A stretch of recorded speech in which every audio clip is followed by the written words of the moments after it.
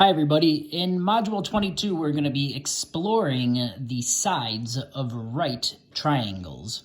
In Module 22.1 we're going to be learning how to find the missing side given two of the sides of a right triangle. Before we get into the actual math behind that, just some quick vocabulary and understanding of right triangles here, okay? So if you look here, there are three right triangles. A right triangle is a triangle containing a 90-degree angle, okay? So the vocabulary you need to know is a right triangle always has two legs and one hypotenuse, kind of a weird word, okay? The two legs are the two sides of a right triangle that form the 90-degree angle, the right angle, okay? So our first triangle right here, we can see right there is the 90-degree angle, okay? So the two sides attached to it are called the legs. So this right here would be called a leg, okay? And this side, the vertical side, is also called a leg, okay? So those are the two legs. The side across from the right angle is known as the, kind of a weird word again, it's called the hypotenuse. Okay, so there's two legs and a hypotenuse here. So for the last couple, I'm just going to put an L for leg and an H for hypotenuse here, okay? So if we look here, here's the 90-degree angle here. So this side here is a leg, and this side here is a leg. I'm just going to put an L there, okay?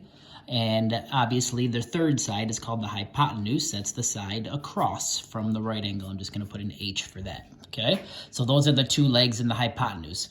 Now, in the third one, I'm not going to use L and H. I'm going to use the letters A, B, and C, okay? What you need to know is the legs are always referred to as lowercase a and b, okay? So this right here is a leg, and this right here is a leg, because they form the 90-degree angle. So we're going to refer to those as A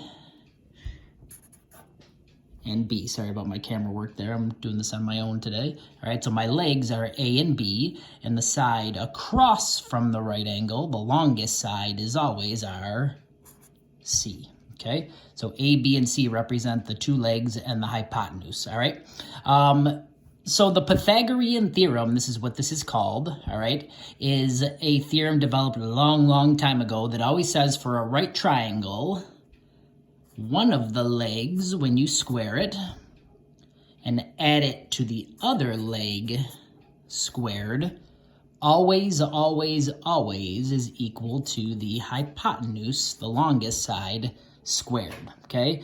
And an easier way of writing that using the letters A, B, and C is that A squared plus B squared is always equal to C squared for a right triangle, okay? So a leg squared plus the other leg squared will always equal the hypotenuse squared, okay? Okay, so using that formula, this equation called the Pythagorean Theorem, we can now find the missing side given two of the sides of a right triangle. Okay, let me slide that out of the way here, and we're gonna look at our first example here. Okay, if you can clearly see here, oops, forgot to put a box there representing the 90-degree angle here, we can see that two of the sides are given and the third side is missing, okay? So we can definitely see that which side is missing. The side missing is the one across from the right angle. So we can refer to this side as side C, okay? Since it's the hypotenuse. The hypotenuse is always C, which means the two sides we know are A and B. It doesn't matter. You can call the 12A if you want. You can call the 5A if you want. If you call this one A, then this one's B. If you call this one A, then this one's B. I'm just going to use my 12 is my A, and my 5 centimeters is B. Okay, so using the Pythagorean Theorem, which is A squared plus B squared equals C squared, we can now use this to find the missing side, okay? So since I know A is 12 and B is 5, A is 12, B is 5, I can plug those in to my equation, substitute them in. So my A is 12, so I'm gonna write 12 squared plus, I know my B value is 5, that would be 5 squared, equals the unknown one, which is C, and don't forget your squared. Okay, so now we're just going to solve this equation for C, okay? 12 squared means 12 times 12, okay? So 12 squared is 144, okay? Plus 5 squared, that means 5 times 5, that is 25, equals c, don't just put c, make sure you put c squared, okay? Okay, so we can add these two together. 144 and 25 is 169. And it is still equal to c squared.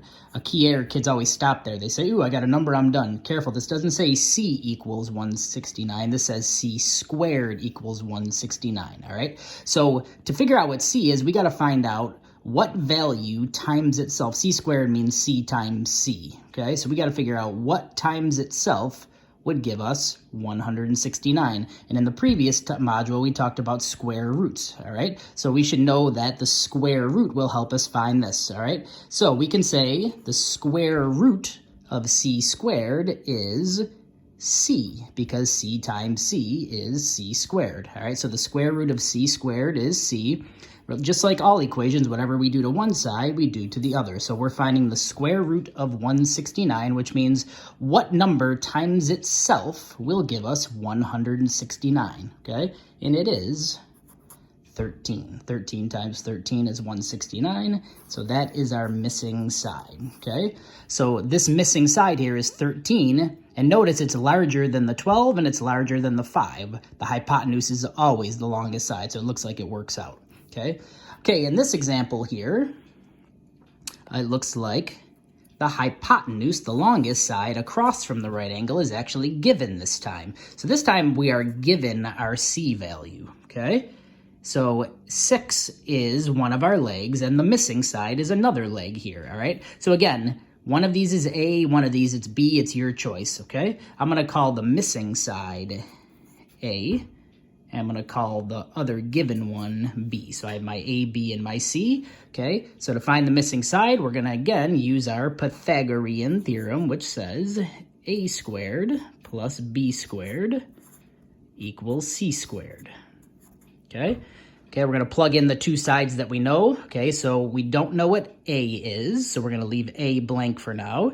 We do know B is 6, so we're going to put A squared plus 6 squared equals, and our c value here is 10. So on the right side of the equation, we're going to put 10 squared.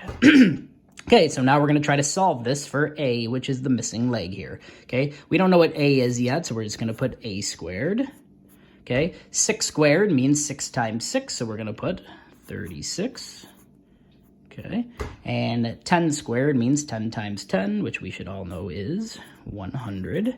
Okay, so now we're going to solve this equation for A. Okay, this one's a little different than what we had up here because these two are on the same side. We could just add them together here.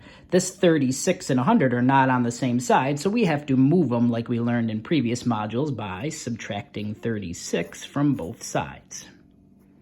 We're doing the opposite of adding 36, all right? Plus 36 and minus 36 will cancel each other out. Sorry, I ran out of room here, so I'm going to put a squared equals, okay, that's an ugly A, but it's an A. All right, so we got to do 100 minus 36, which is 64. Okay, so I now have a squared equals 64, okay? Okay, now we're back to what we had up here, just like we had our c squared equals 169. We're going to do the square root of both sides to find out what a is here, all right? So, sorry again about my camera work here, trying to do this by myself. We're going to square root both sides here. The square root of a squared is a. Okay, and the square root of 64, we should know what number times itself will give us 64. It's 8 times 8, so the square root of 64 is 8. Okay, sorry again for my camera work here. So our missing side is 8. Okay, so this side right here would be 8 inches. And notice 10 is the longest side. It's bigger than both of these, which is 8. I hope that was helpful.